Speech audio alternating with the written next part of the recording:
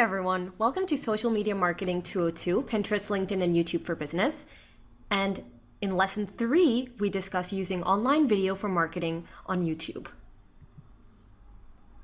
In lesson 3.1 of SMM 202, we discuss how you can develop ideas and storyboard, along with how you can record quality video and how to edit.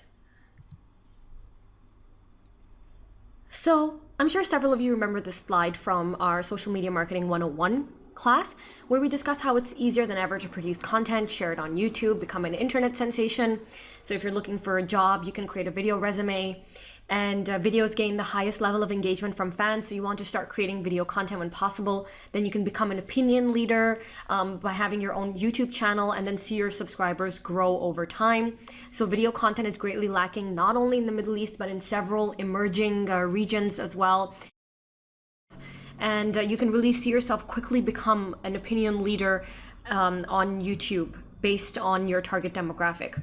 Then videos add another layer of engagement. They're now telling stories, allowing users to create their own endings, and YouTube remains the best method of gaining virality for a campaign.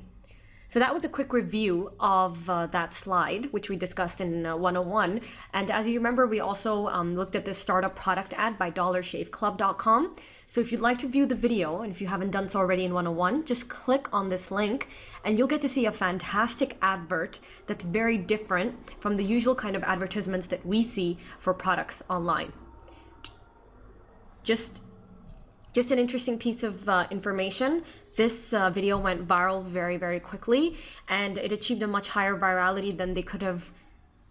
And what's really interesting to note is that rather than having this video on TV, rather than using the TV medium to advertise their products, they used YouTube and were able to gain over 10 million views. So before you can start marketing on YouTube and creating engaging content, you need to understand what goes on before you create your content, how you develop your video ideas, and how you storyboard your content. So one of the first steps is you need to decide on your type of video. So before you create that content, decide whether you want to create a creative or viral video. Do you want to create a product explainer video where you've taken a product or a service and you're trying to explain it to your potential customers and users? Is it an informative type of video? Is it an interview, etc.? Then set your video goals. So think back to the business goals that we covered in 101. So is it brand awareness? Do you want to increase your website traffic? Are you trying to increase sales and leads through your video? And step 3, storyboard your video. So when you storyboard, you think about the content, topic, script, and your overall call to action, your CTA, what exactly you're trying to get the user to do when they finish watching the video. So let's start off by discussing storyboarding, which is a technique to map out a video sequence prior to filming. So in true form, now let's become producers and directors here. A video producer would draw the scenes on paper as they would appear on camera. However, for marketing purposes, what you do is you create a storyboard in written form to plan for your video's content. So you don't necessarily have to create a very extensively detailed storyboard where you've created comic scenes. I'm sure several of you have seen what storyboards look like for famous movies. So what you're going to do is you're just going to create it in a written form, and it'll just be a plan for what your video is going to contain. So pick your topic. So what will your video content be about? This could be a simple interview subject or a complex plot and storyline. Then brainstorm the topic of your video with a team. And in your brainstorm, you can ask, what's popular in mass media or on the news today? What are some hot topics? Does someone in our company have an interesting talent, for example? Could we do a parody of a popular song or TV show? As I'm sure several of you remember the Harlem Shake. So there were lots of companies all around the world doing parodies and doing the Harlem Shake. Then what does our target audience find funny? And what does our target audience want to learn? So again, in these questions, when you have your brainstorm, it's going to entirely depend upon the content of your video and the purpose. So if you're trying to grow the humorous angle and use humor as your main subject, then obviously questions like what does our target audience find funny is going to be more important rather than what does our target audience want to learn. However, if you'd like to have a more informative video, or if you're creating a product explainer video, for example, like Dollar Shave Club, it was basically they were explaining what their product does, you will need to ask, what does our target audience want to learn? What exactly do they want to find out about our product? So once you've picked your topic, next up, you'll be writing the script. So if your video will require multiple shots, characters, and scenes, script out your video in detail. Be sure to include the sets, stage actions, and dialogue. So the script will have to be in really utmost detail. It's very minute. And the reason why we write down the entire script and what's exactly going to happen in the scenes, even though it may seem a bit extensive, but the thing is, it saves you time later. Because then while you're shooting the video, you don't have to worry about, oh, I think I forgot this prop, or maybe I should have used another camera angle. So it's a good idea to write down in your script as much detail as possible about the scene, about who's going to be in it, about characters, about shots, angles, stage actions, sets, dialogue, props, just about everything. And if your video will be mostly conversational, create a list of bulleted notes, because this will keep you organized during filming and save you time later. And C, most importantly, decide on your video's call to action. So too often marketers leave a video's call to action to the very last minute, but decide what your call to action will be while writing your script. So what do you want people to do after they watch your video? Be sure to connect your call to action with the goal you set for your video. So here are some call to action examples. Subscribe to insert company name on YouTube. It might be that you're trying to increase the amount of subscribers that you have on your channel. Then another one might be watch this next video. And as you've noted on YouTube now, you can insert links to other videos or insert a subscribe link as well. It might be that you want people to like you on Facebook. You can also include that link either in your description or within your video itself. And also another example is subscribe to our blog. So several different CTAs that you can have. You can even have a link to a product that you're trying to sell or to promote. If you decided on your call to action in advance, then it'll ensure that your whole video has a sense of purpose and that you'll know that the reason why you're creating this video is for this CTA. And this CTA will be your most important measure of success for your video as well. Because then you can measure how many people subscribe to our company on YouTube after viewing the video, how many people liked us on Facebook, and you can start seeing your overall metrics. Are they increasing or are they staying the same after we've launched the video? So here are some tips for storyboarding. Firstly, be genuine. Start with an introduction that lets your true personality and brand identity shine. Keep things brief, but do not fail to establish a rapport with your audience. Try drawing viewers in with a fun question or a bold statement, especially in the introduction. Then get your users or audience's attention with premium offers. So offering high quality premium content is a great way to get your audience interested, but be relatable through storytelling, sharing something personal or perhaps even a client success story. Then support your pitch. So what are 5 reasons that your social followers simply cannot miss out on your premium offer through the video? Clearly illustrate the value that you are bringing to the table when you're storyboarding and in your script. Then finish with a great CTA. So the call to action is a critical step in converting social fans and followers and people that are viewing your video into real life clients, or it might be you're trying to convert them into liking your page, convert them into Twitter followers, whatever it might be. You're trying to get that conversion after they watch the video. There has to be a purpose for why you're creating that content. So you want to make sure that you finish with that great CTA. So that was storyboarding, but how do you record quality video? Because storyboarding and scripting is great, but then if your video quality is very low, or the lighting is not, or the lighting is terrible, or the sound quality needs work, then all of the work that you put into the CTA, storyboarding, and scripting will not help. So how do you make sure you record quality video? Firstly, set the scene for your video. Think about where will the video take place and select a suitable location. So we're talking a place with good lighting, perhaps a location that makes sense for your product and for your business, and especially for your brand, and also a location where your primary actors, let's call them that, are comfortable. And it should be a location which make sense for your CTA, for your call to action. Also, use specific camera shots and film techniques. So think about the best angle and perspective for each shot, then take multiple shots from different perspectives to make it easier to edit later on. So think of it as we're talking a front-facing camera angle. Perhaps you want to take some side shots as well. It might be you want to take a back-facing shot. So you want to take these multiple shots depending upon your content for the video. Then also record quality audio. So check audio levels and sound quality by plugging headphones into the camera and check for background noises. Now, lavalier or lapel clip-on mics, and I can tell you this from personal experience, are best for individual shots. So make sure that you've got all of your equipment ready beforehand. I can't stress enough on how important it is to record quality audio because it can get very difficult to manage the quality of that audio in your editing software. So make sure that from the onset, you've got that great quality audio which doesn't require a large amount of editing in, for example, Premiere Pro or Final Cut Pro. Also use good lighting. So avoid these 3 things. Using a scene with a window or a mirror in the background, strong lighting, because when you use strong lighting, then faces look just whited out or flushed out, and you want to avoid creating shadows. So make sure you've got adequate amount of light, but not too much light, and you don't have reflections going on or a window in the background which is reflecting the camera or the light. If we discuss all of these camera angle techniques, lighting, sound, it's a separate course on its own. However, I just wanted to make sure that you have an understanding of these techniques. It's important so that you can make sure you create your best quality video.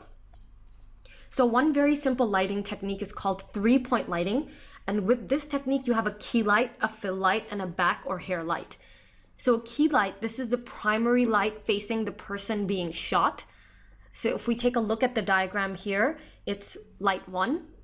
Then the fill light, this light is slightly to the right or left of the person and fills the area with light. So that's number 2. And then 3 is the backlight or hair light. Now this light goes directly above and behind the subject. This removes shadows and gives the person's hair a nice glow. Now I understand it can be very difficult to have all 3 lights in place, especially when you have a small budget when you're trying to create a video. If you can't have all 3 lights, you can just stick with having either a key light or a fill light, which is number 1 or number 2 in the diagram.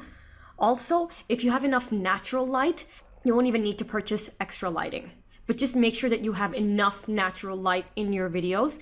And really the best way to do so is record and test and check your overall video quality. Then, editing.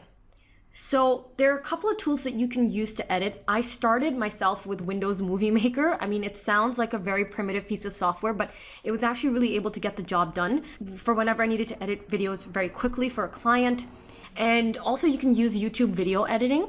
So YouTube provides its own video editing tools. However, the rendering takes a very long time on YouTube. So I wouldn't highly recommend using their tools. However, I will show you how you can edit via YouTube. Now, if any of you are wondering what rendering means, rendering is just the final process after you've edited all of your videos for your whole video to really come together. So let's assume I've made a cut within my video. I've removed from minute 213 to minute 215. I've removed that section. Then I need to render the video so that I can create the final video. Now, if you'd like an exact definition, so video rendering is the process of using computer programs to generate an image based on an existing object or model. So it has uses in movie and TV visual effects, video games, architecture, and design. So all you need to remember is that it's basically just the process of putting together all of these edits that you've made in your editing software to create the final video. And when you render, you produce the output, which is the final video, and you can select then what resolution you would like your video to have. So are you looking at 720p HD, 1080p HD? So you want to select the HD option in your editing software. And then some pro tools that we have are Final Cut Pro for Mac and Adobe Premiere Pro. So if any of you would like to learn any of these editing tools, now of course this is another course on its own, but do send us an email and let us know if you're interested in learning any of these tools. And if we get enough requests, we'll definitely make sure to have the course live. So we're not going to look at how you can learn any of these tools, but we are going to look at how you can edit video in YouTube itself. So this is the YouTube Video Manager dashboard. And once you go into the Video Manager, you'll see that you're able to autofix. So in autofix, it autofixes the lighting on its own.